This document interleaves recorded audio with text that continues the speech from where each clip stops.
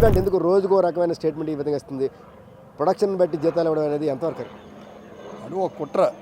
కేంద్ర ప్రభుత్వం విశాఖపట్నం స్టీల్ ప్లాంట్ని ఏదో రూపంలో దాన్ని నిర్వీర్యం చేసి, దీన్ని ఒక ట్రిమ్మింగ్ చేసి, ఒక డౌన్ సైజ్ చేసి, ఏదో ప్రైవేట్ కంపెనీకి అప్పు చెప్పాలనే దురుద్దేశంతో చేస్తున్న కుట్రగా మేము భావిస్తున్నాం. అందులో భాగంగానే కార్మిక వర్గం మీద దాడులు చాలా కాలం మొదలయ్యాయి. ఇప్పుడు వారికి ఏదైతే ఆర్థిక ప్రగతి ఉందో దాని మీద కూడా కుట్ర చేస్తూ, దాని మీద దాడి చేస్తూ, సకాలంలో జీతాలు చెల్లించక ఉన్నటువంటి సదుపాయాలన్నీ కూడా ఒకటి ఉపసంహరించే కార్యక్రమాలు చేశారు. ఇప్పుడు ఆఖరికి ఏంటంటే దీని కెపాసిటీ, విశాఖపట్నం స్టీల్ ప్లాంట్ కెపాసిటీవే 6.3. 6.3 ఏం చెప్తున్నాడు? 7.3 సర్క్యులర్ ఇచ్చి ఆ 7.3 స్థాయిలో రీచ్ అయితే ఆ ఉత్పత్తి తగ్గ సర్క్యులర్ ఇస్తామని చెప్పే ఉద్దేశంతో మన 15వ తేదీన ఒక సర్క్యులర్ జారీ చేయడం జరిగింది. ఇది ముమ్మాటికి కార్మిక వర్గం దాడి, కార్మిక వర్గం తాలూకు దాన్ని గొంతుకోయాలని ఒక దృక్పథంతో యాజమాన్యం, కేంద్ర ప్రభుత్వం ఆలోచన చేస్తుంది. దీన్ని వ్యతిరేకిస్తూ మేము ఇప్పటికే మరి కార్మిక శాఖ కానివ్వండి లేదా యాజమాన్యాన్ని కూడా కాగితాలు ఇవ్వడం జరిగింది. యాజమాన్యం స్పందన లేకపోయినా కార్మిక శాఖ దాన్ని స్పందించి ఒక నోటీస్ ఇచ్చే పరిస్థితుల్లో స్టీల్ మినిస్ట్రీ వారి ఒత్తిడి తీసుకొచ్చి ఎట్టి పరిస్థితుల్లో దీని మీద మీటింగ్ పెట్టొద్దని చెప్పే ఆంక్షలు కూడా పెట్టినట్టు మాకు తెలుస్తోంది. ఇది చాలా దారుణం. అంటే కార్మిక వర్గాన్ని పూర్తిగా మట్టుపెట్టి ఈ కర్మాగారాన్ని ఎవరికో గవర్నమెంట్ నుంచి ప్యాకేజ్ వచ్చింది కాబట్టి ఆ బ్యాంకుల తాలూకా వడ్డీలు కట్టేసి, లేదనుకుంటే జిఎస్టీలు కట్టేసి, ఉన్నటువంటి మ్యాన్ పవర్ను వీఆర్ఎస్ బైతో భయభ్రాంతులు కొంచెం పంపించేసి కాంట్రాక్ట్ లేబర్ 6,000 మంది దగ్గర తీసేసి, ఇది బాగా ఎప్పుడైతే చిన్నదైందో అంత బాగుందని చెప్పే ఉద్దేశంతో, ఎందుకంటే ల్యాండ్ బ్యాంక్ ఉంది కాబట్టి లక్షల కోట్ల విలువ చేసే బ్యాంక్ ఉంది, ఈ బ్యాంక్ దీన్ని కట్టబెట్టాలని చేస్తున్నారు. మీకు ఎట్టి పరిస్థితుల్లో కూడా హక్కు లేదు. ఇది ప్రభుత్వ రంగంలో పెడతామని ఉద్దేశం. దాంతోనే నిర్వాసిత అందరూ కూడా తమ ఇల్లు భూములు త్యాగం చేసి ఈరోజు ఈ యొక్క భూములు ఇవ్వడం జరిగింది. ఆ భూములు ఉన్నట్టయితే వాళ్ళ పూర్వీకులు వచ్చినటువంటి సంక్రమించిన హక్కులన్నీ కూడా కింది వరకు కూడా అనుభవించేవారు.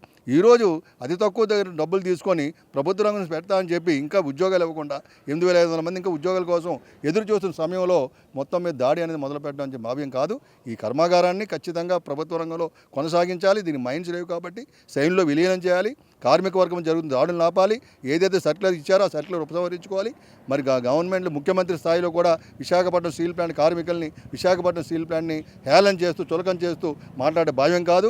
ఆయన మాట్లాడిన కూడా ఖచ్చితంగా ఉపసంహరించుకొని బేషరతుగా కార్మిక వర్గం క్షమాపణ చెప్పాలని, ఇదే సందర్భంలో కార్మిక సంఘాలని, రాజకీయ పార్టీలని పిలిచి ఒక సమావేశం ఏర్పాటు చేసి మీ సమక్షంలో అవసరం అనుకుంటే ఢిల్లీ కూడా తీసుకెళ్లి ఈ విశాఖపట్నం స్టీల్ ప్లాంట్ అనేది ఒక చారిత్రాత్మక భావోద్వేగం కాబట్టి ఇటువంటి భావోద్వేగం నడిచే కర్మాగారాన్ని కాపాడుకోవడానికి అందరం కూడా ముందుకు వస్తాం కదా, ఆ ప్రయత్నం చేయాలని.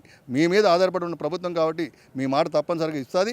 మీరు ప్యాకేజ్ తీసుకురావడం మంచిదని దాన్ని ఎవరు మేము కాదంటం లేదు. కానీ ప్యాకేజ్ ఇచ్చి కార్మికులు పొట్టగొట్టారు, భయభ్రాంతులు చేసి వీఆర్ఎస్ పంపించారు.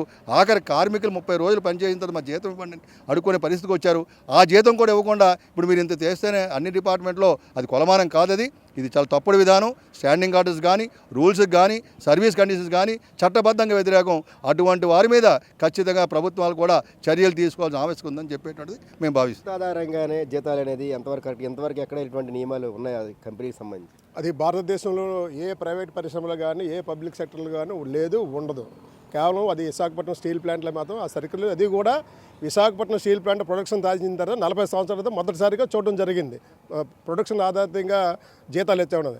ఎక్కడైనా ప్రభుత్వం, కేంద్ర ప్రభుత్వం అయినా, ప్రైవేట్ సంస్థ అయినా కార్మికులు ప్రోత్సహించడానికి ఇన్సెంటివ్ అని ఇంకో రకరకాలుగా మీరు ఈ టార్గెట్ రీచ్ అవ్వండి, ఈ టార్గెట్ రీచ్ అయితే ఈ లాభాల్లో ఈ 10% ఇస్తాం, ఈ 10% ఇస్తామని జీవోలు చూసాం, అటువంటి సర్కిల్లు చూసాం. కానీ మేము మార్కెట్ చేస్తాం, ఆ మార్కెట్కి అనుగుణంగా జీతాలు ఇస్తామని చెప్పే జీవో మాత్రం విశాఖపట్నం స్టీల్ ప్లాంట్లే కాదు, భారతదేశంలో ఏ పబ్లిక్ సెక్టర్లో లేదు, కాకపోతే ప్రైవేట్ సెక్టర్లో కూడా ఉండదు.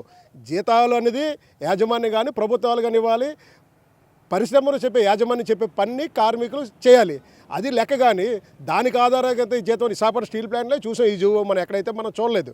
మరి మీరేం చూసుంటే మీరే చెప్పాలి మాకు. సార్ ఏమనిపిస్తుంది సార్ ఈ రకమైన సర్క్యులర్లు నెలకోటి 2 నెలకోటి రావడం, ఉద్యోగులు ఈ విధంగా మానసికంగా ఇబ్బంది పెట్టి ఎంతవరకు కరెక్ట్? ఇది పూర్తిగా కేంద్ర ప్రభుత్వం తాలూకా కుట్ర అని చెప్పేసి తెలియజేస్తున్నామండి.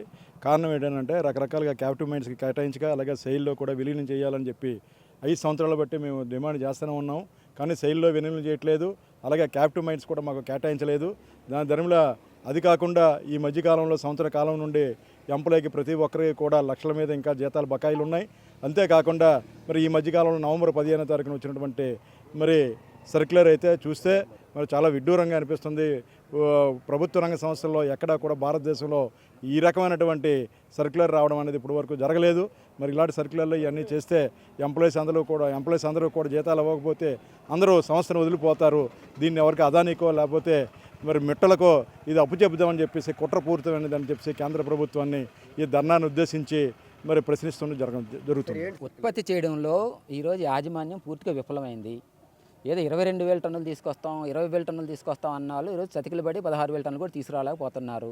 కాబట్టి దీన్ని కార్మికుల మీదకి తోసేయాలని చెప్పేసి ఒక కుట్ర జరుగుతూ ఉంది. ఈ రోజున ఉత్పత్తికి కార్మికులు బాధ్యులు కారు. కార్మికుల బాధ్యత ఏంటి? మీరు చెప్పిన పని చేయడం. మీరు ఈరోజు 19,000 టార్గెట్ ఇస్తున్నారు. 19,000 టార్గెట్ సరిపడా రా మెటీరియల్ ఇవ్వాలి. 19,000 టార్గెట్ సరిపడా మిషనరీ రెడీ చేసి పెట్టాలి. అప్పుడు కార్మికులు తీయడానికి సిద్ధంగా ఉంటారు. 1 కేజీ బియ్యం ఇచ్చేసి 20 మందికి భోజనం పెట్టమని ఇంట్లో చెప్తే ఎలాగా? అలాగని పెట్టలేదని చెప్పేసి ఆవిడని అంటే ఎలాగ ఉంటుందో ఈరోజు ఉత్పత్తి తీయడంలో విఫలమైనటువంటి యాజమాన్యం కార్మికుల మీదకి దాన్ని తోసేయడం కోసం ప్రయత్నం చేస్తూ ఉంది. దీన్ని ప్రభుత్వం ఆలోచించాలని మేము చెప్తా ఉన్నాం. ఒకటి. రెండోది, తాంబూలాలు ఇచ్చాం తన్నుకు చావని చెప్పేసి పరిస్థితి ఈరోజు ప్రభుత్వం చేస్తూ ఉంది. మేము ప్యాకేజ్ ఇచ్చేసాం, నడపాల్సిన బాధ్యత మీదే అంటుంది. ఎవరిది బాధ్యత? నడపాల్సిన బాధ్యత యాజమాన్యందా, ప్రభుత్వానిదా? ప్రభుత్వ ఆదేశాలతో నడిచేటువంటి యాజమాన్యం ఆ నిర్ణయాలను తీసుకోవాలి. మేము అడుగుతూ ఉన్నాం. మీరు ప్యాకేజ్ ఇచ్చారు వాస్తవం. ప్యాకేజ్ ఇచ్చిన తర్వాత 2 ఫర్నేసులతోటి లాభాలు వచ్చినాయి. 3వ ఫర్నేస్ తయారు చేసిన తర్వాత నష్టాలు వస్తూ ఉన్నాయి. ఉద్యోగులు తీసేశారు, ఉద్యోగులు ఎక్కువైపోయారు, అందుకే నష్టాలు వస్తున్నాయి అన్నారు. ఉద్యోగుల్ని రోడ్డు మీదకి నెట్టేశారు. కాంట్రాక్ట్ కార్మికులను 6,000 మందిని వీళ్ళకి పంపించేశారు. మరి ఎందుకు నష్టాలు వస్తూ ఉన్నాయి అంటే ఉద్యోగులు తగ్గించేశారు, నష్టాలు వస్తూ ఉన్నాయి. దీనికి సమాధానం ఎవరు చెప్పాలి? ఉద్యోగాలు తీస్తే లాభాలు వస్తాయన్నారు కదా, ఎందుకు రావడం లేదు?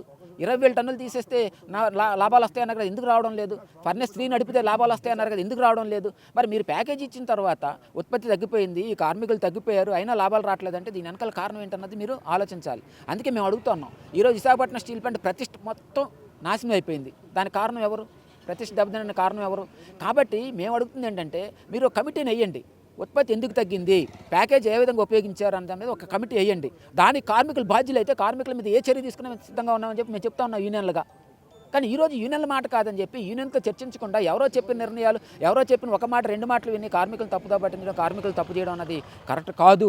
కాబట్టి తక్షణమే మీరు ఏదైతే సర్కులర్ ఇచ్చారో ఆ సర్కులర్ రద్దు చేయాలి. విశాఖపట్నం స్టీల్ ప్లాంట్కి సొంత గన్లు కేటాయించేసి పూర్తిస్థాయి ఉత్పత్తి చేయాలి. లేదంటే విశాఖపట్నం స్టీల్ ప్లాంట్ సెయిల్లో విలీనం చేయండి, ఒక పని అయిపోతుంది, ఒక జైంట్ కంపెనీగా తయారవడానికి అవకాశం ఉంటుంది. కాబట్టి ఇన్ని ఆప్షన్స్ ఉంచుకొని మీరు ఈ విధంగా చేయడం కరెక్ట్ కాదని చెప్పి మేము చెప్తా ఉన్నాం.